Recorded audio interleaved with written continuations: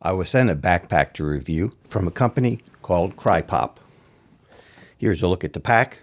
One of the things I really like about it is it has a hard plastic bottom. The pack will always stand upright. They promoted it as a professional technician's pack. On Amazon, it sells for $170. The problem is I have a $50 AWP pack that I bought at Lowe's a few years ago. It is more rugged, has better organization, and is just an overall better pack.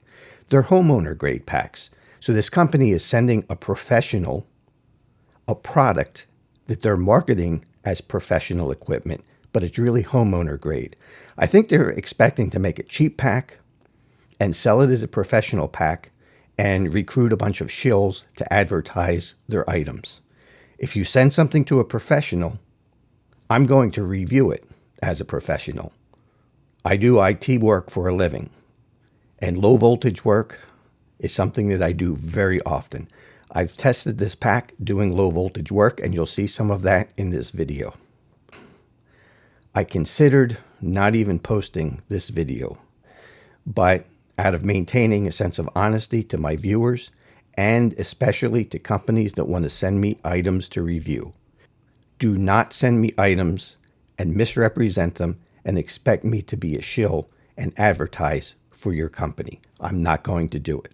If you're going to send me something, send me an honest product. If this product was sent to me and it was advertised as a $50 homeowner pack, for example, if you take your computer around once in a while, say to a LAN party for gaming or something like that, this pack would suffice, especially at the $50 price point.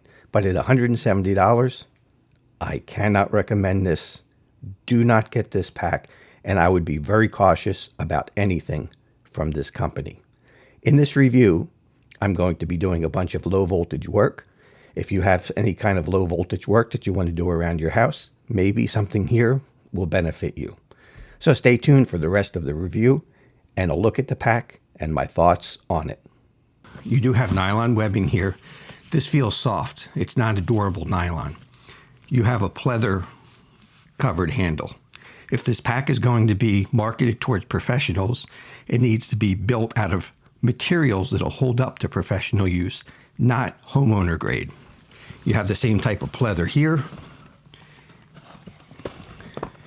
In here you do have some nylon webbing. It's a little bit light duty. I think over time this is going to fray. Now let's get into the water bottle pockets here. These don't pull out enough. It'll hold a test meter, but that will not hold a water bottle, except for just a plastic one.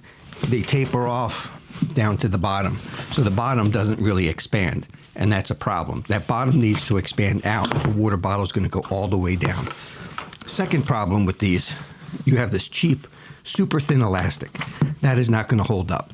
You snag a tool on there a couple of times, and that's going to start fraying it, and that's going to be the end of it.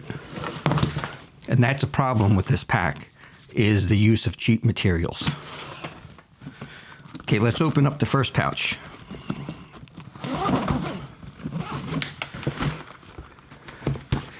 You have this mesh in here. Again, this is homeowner grade stuff. This isn't professional. This is going to get all frayed up over time. And if you put anything in here that's got any kind of a sharp edge, yes, it is nice that you can see through it, but I'd much rather have a tool panel here with some nylon loops. You have this removable tool panel that you're supposed to be able to load up with tools. It's a little bit on the flimsy side here. It's probably a very thin piece of plastic covered with material. This is all elastic. This is no good. This is that thin elastic. Yes, I can load this up with a bunch of small screwdrivers and maybe some pliers, and I can make it look like $1,000,000, holding a perfectly organized set of tools in a panel that you can take out and carry around. The problem is, as a professional, this cheap elastic webbing, that's not going to hold up. But the biggest problem, let me get another backpack out. This is an AWP, which cost $47.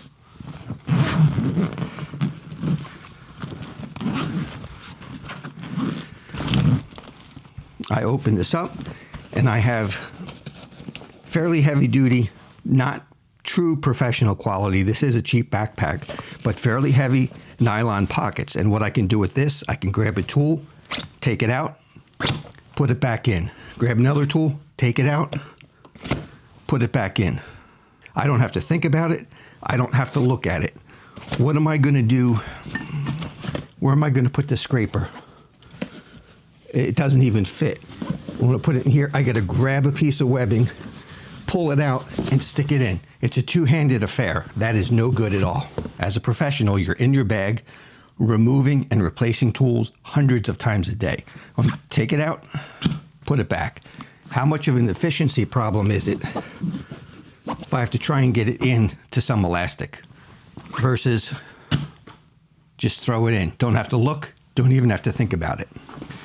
So this tool panel needs a serious revision. It needs to be stiffer, and it needs nylon pockets. Get rid of this webbing. This isn't going to last.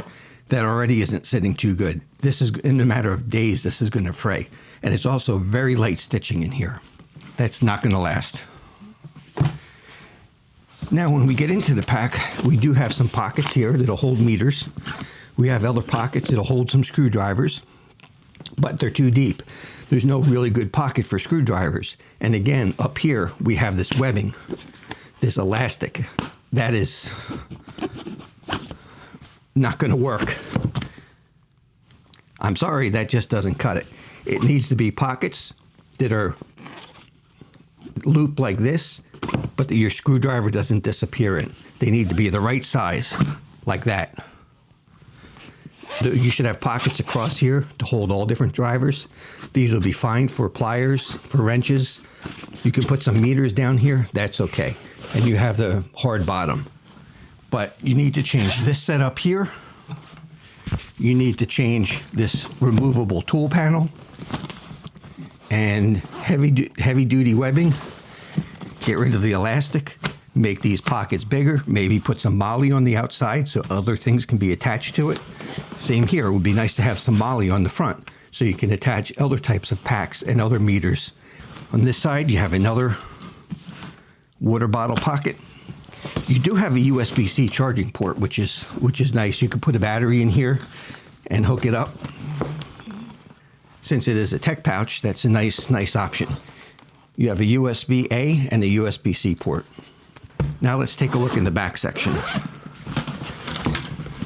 This is for a laptop. You have another mesh pouch, which can be for some different cables and some things that you need for tech. One thing that's nice about this pouch is the pouch does not go to the bottom.